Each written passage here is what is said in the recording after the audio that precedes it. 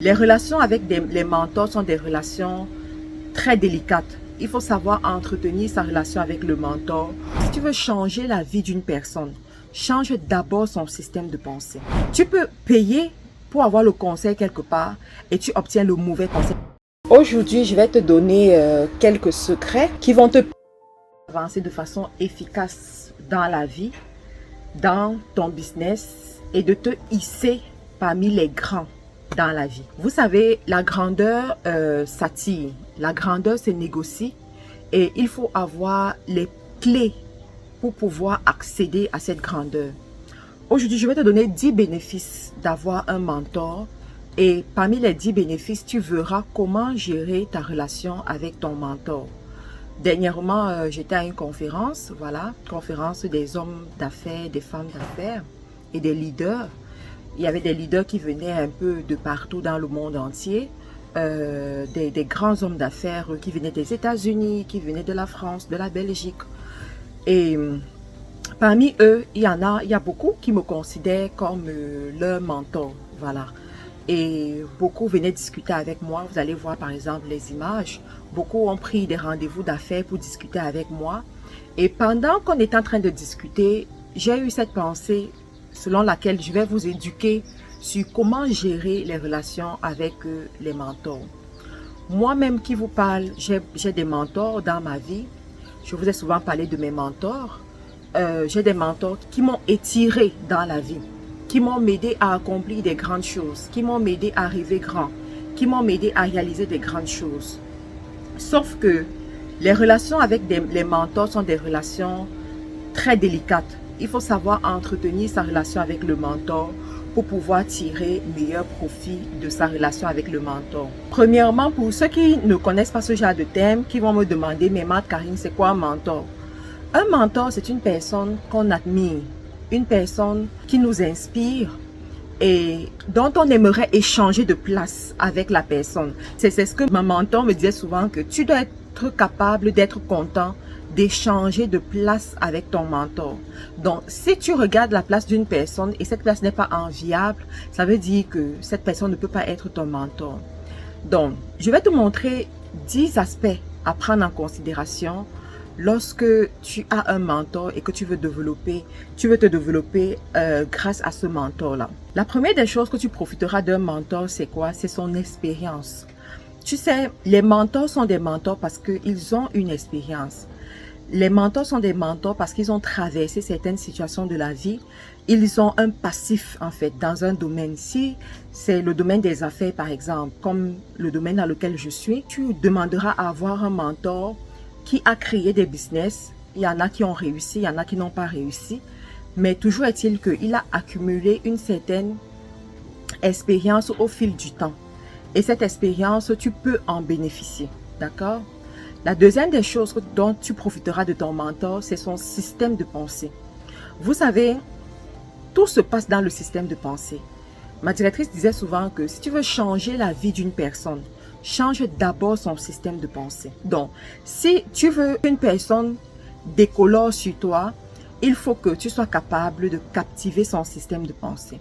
Donc, lorsque tu décides d'avoir un mentor, tu dois observer son système de pensée et savoir si tu es prêt à prendre ce système de pensée. C'est la raison pour laquelle dans les affaires ou dans le succès, par exemple, tous les succès ne sont pas intéressants pour toi. D'accord? Tous les succès ne doivent pas t'inspirer. Parce qu'il y a des succès qui ont été atteints avec un système de pensée qui n'est pas bon. Je prends le cas de Hitler, par exemple. Hitler a fait beaucoup de choses, vous voyez.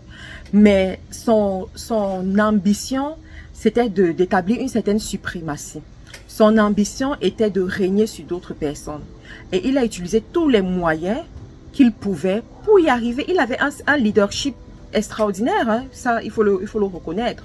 Mais sauf que ça a été utilisé pour des mauvaises choses, en fait. Donc, vous devez observer quel est le système de pensée de votre mentor et si c'est un système de pensée qui vous intéresse ou pas. Lors de la réunion, lors de la conférence où nous étions, par exemple, il y avait beaucoup d'hommes d'affaires, comme je vous ai dit. L'une des choses qui faisait en sorte qu'ils se sentent à l'aise avec moi, c'est parce que j'ai un certain système de pensée avec certaines valeurs spirituelles, vous voyez. Et c'est la raison pour laquelle ces personnes-là m'ont fait confiance depuis des années aujourd'hui et continuent à me faire confiance et n'ont jamais été déçus.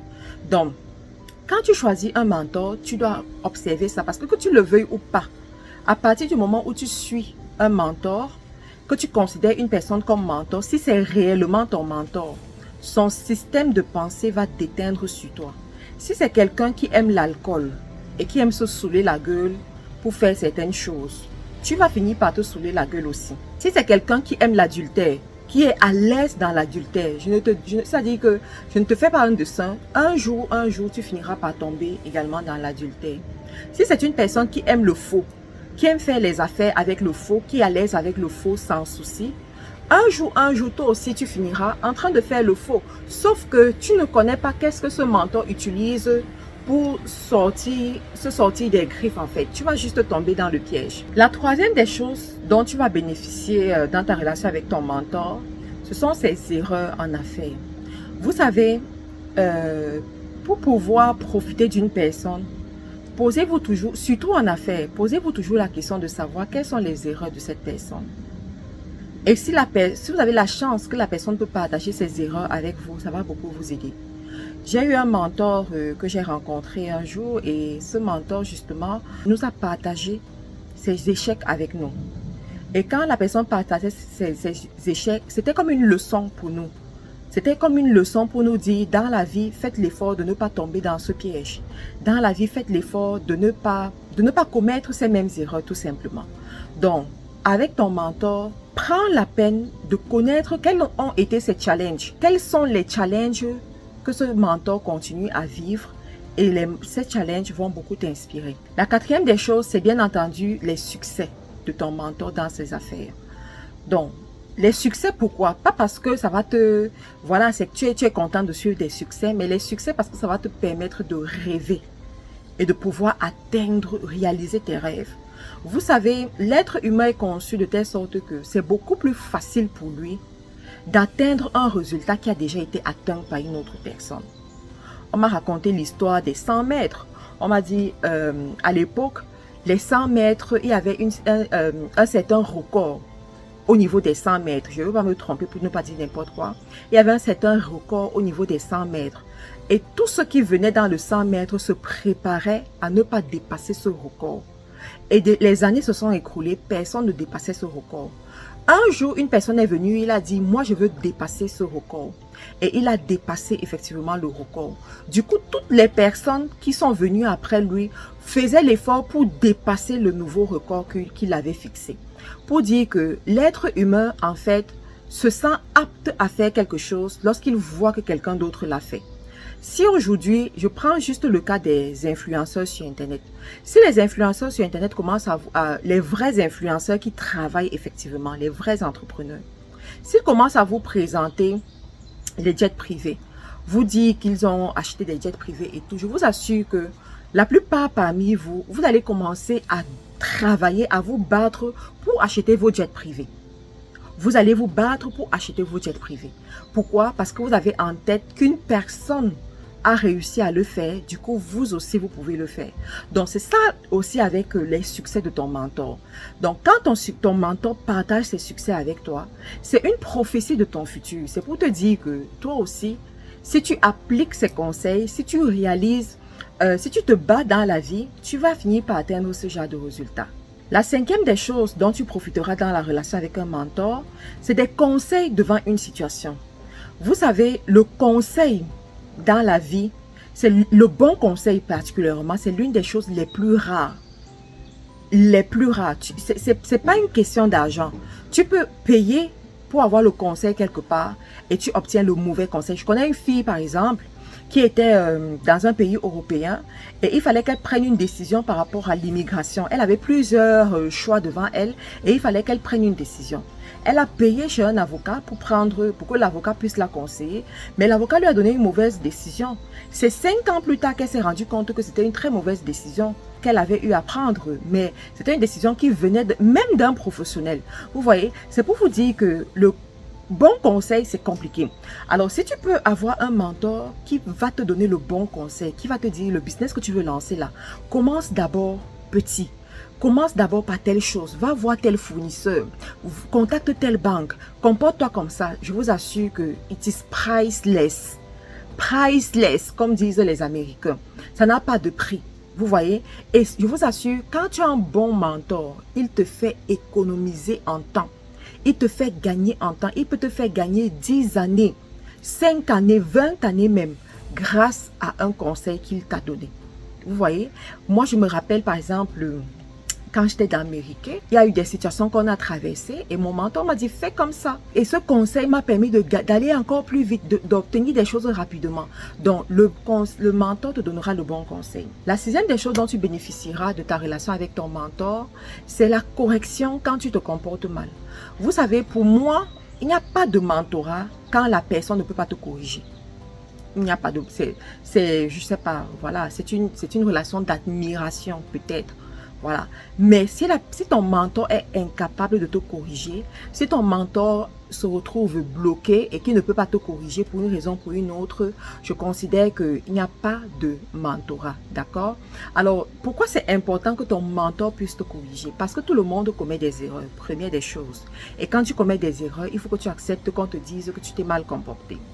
Deuxième des choses, parce que la grandeur demande le contrôle. La grandeur demande les garde-fous. La grandeur demande l'humilité. D'accord? Et l'un des chemins faciles pour rester humble, c'est le contrôle. En fait, c'est le contrôle qui se couvre de la correction. Voilà. Tu seras beaucoup plus humble dans la vie lorsque tu sais qu'il y a une personne à qui tu rends compte. Je répète, tu seras beaucoup plus humble dans la vie lorsque tu sais qu'il y a une personne à qui tu rends compte. Mais tu auras un orgueil démesuré lorsque tu sais que tu es tout puissant, tu ne rends des comptes à personne et personne ne peut te dire quoi que ce soit. C'est la raison pour laquelle dans certains États, on a ce qu'on appelle la dictature. C'est la raison pour laquelle dans certaines relations même, on a ce qu'on appelle des tyrans. Parce que le tyran, à son niveau, il sait qu'il ne rend compte à personne. Alors, moi, je suis en train de parler à des personnes qui veulent évoluer, qui veulent réussir et ne jamais dégringoler. D'accord? Et si tu as l'intention de réussir et de ne jamais dégringoler, il faut que l'âme de l'humilité fasse partie de tes âmes secrètes. Absolument. Tu dois être une personne humble. Tu dois être une personne bienveillante. Tu dois être une personne qui garde les pieds sur terre. Alors, ton mentor t'aidera à ce niveau. Moi, j'ai souvent eu des personnes qui, dans la relation de mentorat, lorsque tu les reprends, elles se fâchent et elles ne te parlent plus. Et elles passent à autre chose. Et c'est la raison pour laquelle tu verras des gens aller de mentor en mentor, de mentor en mentor, de mentor en mentor. Chaque année, ils changent et ils n'évoluent pas. C'est pas pour autant que leur vie évolue. Alors que quand tu as un vrai mentor dans ta vie, ça dit que ta vie est comme une... Tu évolues vite en fait. On voit de la différence, on voit des changements chaque année, des changements spectaculaires chaque année dans ta vie. La septième des choses dont tu profiteras de ton mentor, c'est le réseau. D'accord? Le réseau. Alors ici, je mets cette partie entre parenthèses. Pourquoi? Parce que vous n'aurez pas la chance avec tous les mentors à ce niveau. D'accord? Il y a des mentors qui ne vous permettront même pas d'être dans leur périmètre. Il y a des mentors qui ne vous permettront pas de rentrer dans leur cercle fermé. Voilà, qui ne vous permettront pas de profiter de leur contact.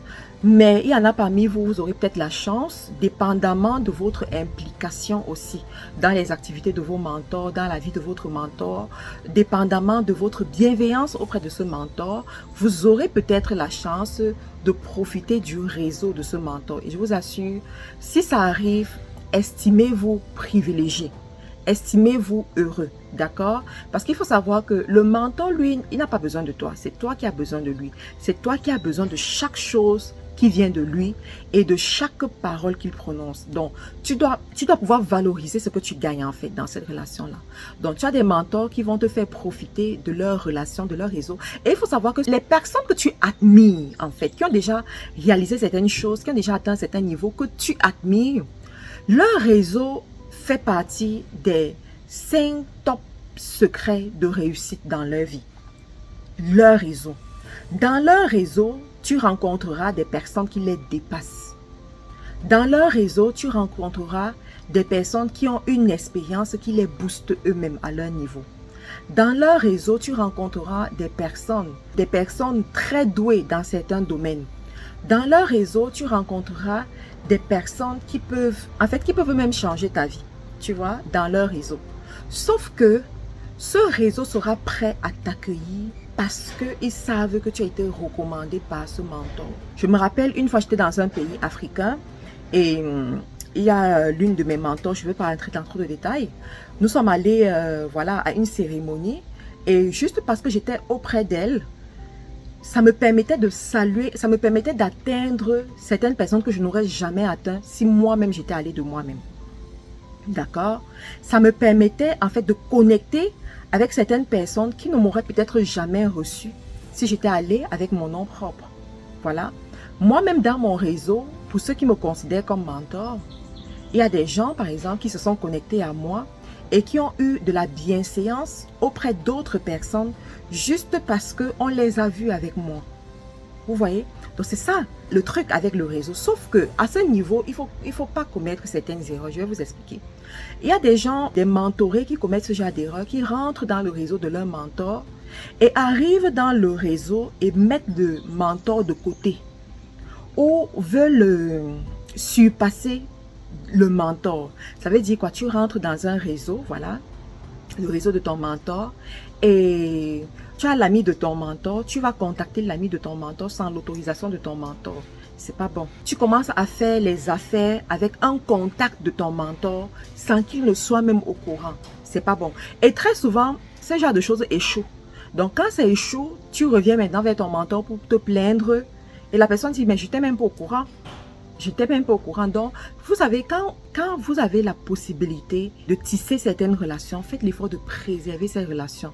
Parce que vous ne savez jamais quand est-ce qu'un problème va surgir. Et vous aurez besoin de ça en fait. La 8e des choses donc, que tu dois savoir par rapport au mentorat, voilà. Ça, ce sont la 8e, la 9e, la 10e des choses sont les choses que toi. Ce sont tes obligations à toi. Voilà. La 8e des choses, c'est que quand tu es en présence de ton mentor, évite de trop parler. Évite de trop parler. Je me rends souvent compte qu'à certains rendez-vous, tu viens à un rendez-vous avec quelqu'un, mais la personne parle plus que toi, tu ne parles. Alors que tu es le mentor en principe. Mais la personne, sur peut-être 1 heure de temps, la personne va parler 50 minutes et toi, tu vas parler juste 10 minutes. La personne raconte l'histoire, entre dans les détails, les détails. Ton mentor n'a pas besoin de ça. Ton mentor n'a pas besoin de tous ces détails. Ton mentor a besoin de savoir c'est quoi la situation. Donc, dès qu'il connaît la situation, son expérience fait en sorte que tu n'as même pas besoin de parler, il comprend déjà ce qui se passe. Tu vois? Et là, tu dois le laisser parler. Tu dois le laisser prononcer des choses. Tu dois le laisser dire des choses. Parce que c'est sur la base de tout ce qu'il aura dit que tu pourras faire la synthèse et prendre la bonne décision qui correspond à ton cas. Je veux te dire, quand tu arrives auprès de ton mentor, tout ce que tu peux faire, c'est peut-être avoir des questions, préparer tes questions. Tu poses des questions, et tu prends des notes. Tu poses des questions et tu prends des notes. Et tu évites de trop parler. Tu évites d'argumenter. Tu évites de convaincre ton mentor. Ce n'est pas le moment de convaincre. Va convaincre tes amis d'âge. Va convaincre les gens, voilà, les autres personnes. Mais ton mentor, tu n'as pas à rentrer dans les débats où tu dois convaincre ton mentor. La 9e des choses, qui est quelque chose qui m'amuse, qui m'amuse toujours dans les relations de mentorat, c'est quand tu es en face d'un mentor, évite de montrer que tu es meilleur que ce mentor. Évite de montrer que tu fais de grands prodigues comme ce mentor ou bien plus que ce mentor. Écoutez bien. Évite de montrer que tu fais des grands prodigues comme ce mentor ou bien plus que ce mentor. Alors, il y a beaucoup justement qui tombent souvent dans ces pièges-là.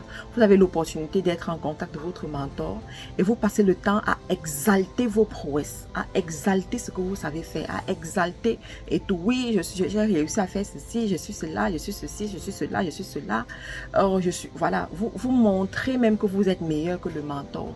Vous avez, pour ceux qui ont lu Les lois du pouvoir, je crois que c'est ça le livre là, dans ce livre, on explique que ne jamais se montrer plus intelligent que le maître. Ne jamais se montrer plus intelligent que le maître. Donc, quand tu passes ton temps à montrer que tu as plus de prouesse que ton mentor, tu le mets dans une situation inconfortable, que tu le veuilles ou pas. C'est comme ça, c'est la nature humaine. Tu le mets dans une situation inconfortable qui fait en sorte que lui, à son niveau, l'information qu'il reçoit, c'est que tu n'as plus besoin de lui. Et ou que tu rentres en compétition avec lui, en fait. Tu vois, comme lui, il ne veut pas rentrer en compétition avec toi et qu'il te voit d'une certaine façon, ça va tout simplement ça va biaiser vos relations inutilement, quoi. Donc, si cette relation est importante pour toi et que tu veux préserver la relation, ce sera intelligent pour toi et sage pour toi de savoir avoir le juste milieu. La petite astuce que je donne souvent aux gens, c'est que si tu as trop envie de montrer tes prouesses, si tu as trop envie de parler de tes succès, attribue ces succès à ce mentor. C'est-à-dire que fais comprendre à la personne que c'est grâce à elle que tu as réussi à faire telle ou telle chose. Voilà, ça va gonfler son ego, ça va activer son ego, ça va l'amener à se sentir important. Et c'est même la personne c'est même ce mentor qui fera ta publicité à ta place. D'accord? La 10e et la dernière chose qui relève de ta responsabilité dans cette relation de mentorat, c'est que tu ne dois pas être une censure dans la relation. C'est-à-dire une personne qui vient juste prendre. C'est toujours toi qu'on doit aider, c'est toujours toi qu'on doit conseiller, c'est toujours toi à qui on doit tendre la main. À un moment donné, toi aussi, tu dois faire du bien à ton mentor en lui offrant des cadeaux de temps en temps, en lui faisant du bien. Voilà, tu sauras qu'est-ce que ton mentor aime, qu'est-ce qui peut l'alléger la tâche et toi tu vas te porter garant pour le faire sans que le mentor ne demande. Donc, si tu sais que tu es quelqu'un qui a besoin de ce mentor régulièrement, ça veut dire que régulièrement, tu dois mettre dans ton programme aussi de lui faire des petits cadeaux. Ça n'a pas besoin d'être des trop gros cadeaux, mais ça a juste besoin d'être des gestes d'attention qui montrent que tu penses effectivement à la personne et que tu honores l'aide que la personne t'apporte. C'est important, c'est ça qui va permettre de garder la relation. Donc, je pense que dans ces 10 points, vous avez eu assez pour savoir comment gérer vos relations dorénavant avec vos mentors et que sur la base de ces conseils-là, vous allez vous ajuster afin d'avoir de très belles expériences. Moi, par exemple, je suis ce que je suis aujourd'hui grâce à mes mentors. Je suis ce que je suis grâce à mes mentors. Sans ces mentors, j'aurais beaucoup trimé pour atteindre certains niveaux. Alors les amis, merci beaucoup d'avoir pris la peine d'écouter cette vidéo jusqu'à la fin. J'ai eu un incident. J'ai dû me déplacer. Pour ceux qui ne sont pas encore abonnés à la chaîne, abonnez-vous. Voilà, laissez-moi un commentaire pour me dire qu'est-ce que vous pensez de tout ceci. Et on se retrouve dans une autre vidéo. Bye bye. Pour un séjour calme et agréable à Abidjan et à Douala, choisissez MC Home, votre nouvelle agence immobilière. Nous mettons à votre disposition des appartements meublés ultra-modernes au bord des routes principales. Bénéficiez d'un cadre sécurisé, entièrement équipé avec une couverture Internet haut débit pour un séjour inoubliable. Réservation au Cameroun, plus 237 676 05 17 87. En Côte d'Ivoire, plus 225 07 88 75 24 07. MC Home. Faites comme chez vous.